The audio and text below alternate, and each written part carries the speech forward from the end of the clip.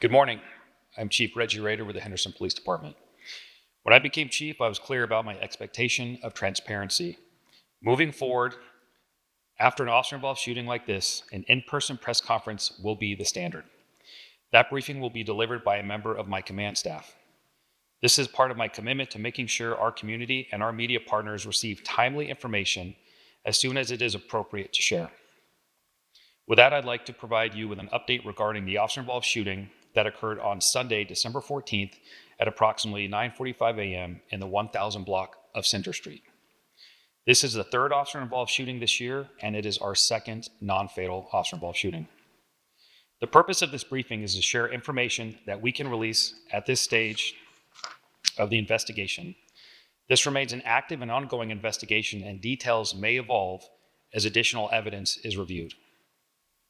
At approximately 9:45 a.m. on Sunday, December 14th, Henderson police officers were dispatched to a residence in the 1000 block of Center Street.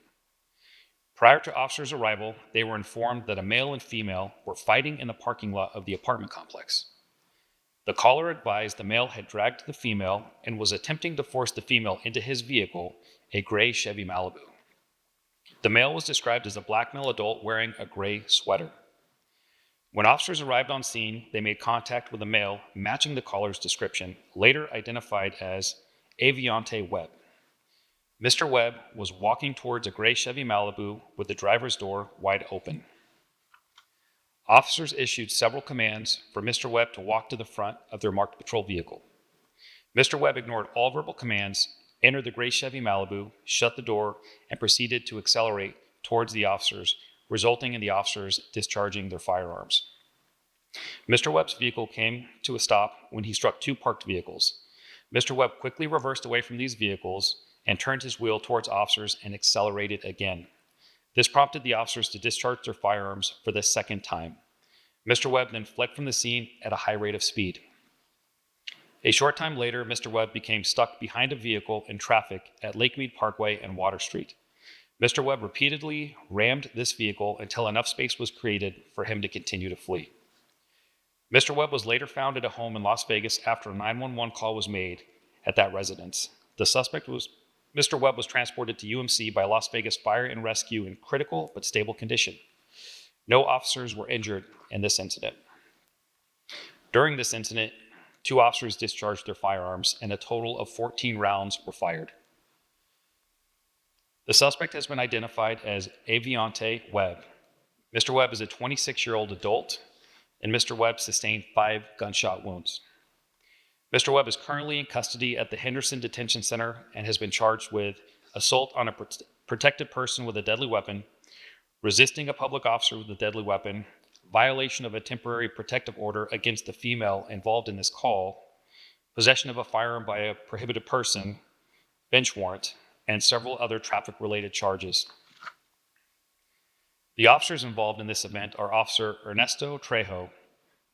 Ernesto has been with the Henderson Police Department since 2021. Officer Trejo was armed with a Springfield Echelon handgun. The investigation reveals he fired 9 rounds. He is assigned to the East Patrol Division. The other officer involved is Officer Riley Gee, and she has been with the Henderson Police Department since 2025. Officer Gee was armed with a Springfield Echelon handgun, and our investigation reveals that she fired 5 rounds. She is also assigned to the East Patrol Division. In accordance with department policy, the officers involved have been placed on administrative leave as we conduct a thorough investigation. As part of today's briefing, we will be presenting 911 audio, body-worn camera, and dash cam video associated with this incident. We will start with the 911 call. Henderson 911, what is the address of your emergency? Hi, it's 1030 Center Street. It's not for me. Somebody is fighting out here. I'm not sure if it's her boyfriend or something, but they're fighting. And he's blocking her with the car. Hampton Court. And what building are they by? They're by Building 8, but they're in the parking lot. Okay. What kind of car are they by? Oh, he just pulled off. It's a gray Malibu. Okay. He's still right here, but... Do you know if he hurt her at all? Yeah, he was dragging her. Okay. Like with his using his hands, or was he doing it with his car? Using his hands, but he was trying to like drag her into the car, but she was able to get out. Next is the body-worn camera from Officer Trejo. In this video, the officers exit their patrol vehicle and Officer Trejo immediately issues verbal commands to Mr. Webb. Mr. Webb ignores these commands and enters the driver's seat of his vehicle. At that point, the officers draw their firearms and Officer Trejo continues issuing commands for Mr. Webb to stop. Mr. Webb turns the steering wheel and accelerates the vehicle towards Officer Trejo, prompting the officers to discharge their weapons. Mr. Webb then crashes the vehicle into two parked vehicles. Additional commands are given, and Mr. Webb again attempts to flee.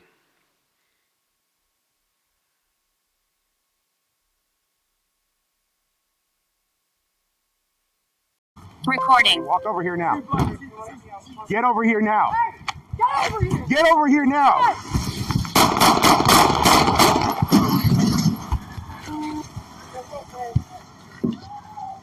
Stop! Stop!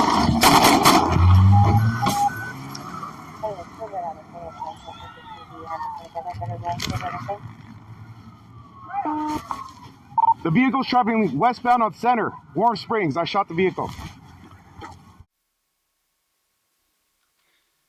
This freeze frame shows you what the officers were presented with right before their first volley of gunfire. This next freeze frame shows you the moment before the second volley of gunfire with the tires pointed at officers. The last video we will present is the dash cam. It's changing the culture. And that's how we're supposed to play. Detail, the technique, the effort. The most important one is the next. A Hall of Fame Patriot who knows what it takes to direct a winner. And every game, just like The evidence we have shared today is currently under review. Conclusions about this incident will be made only after the investigation is complete. This concludes the briefing, and now I will take any questions.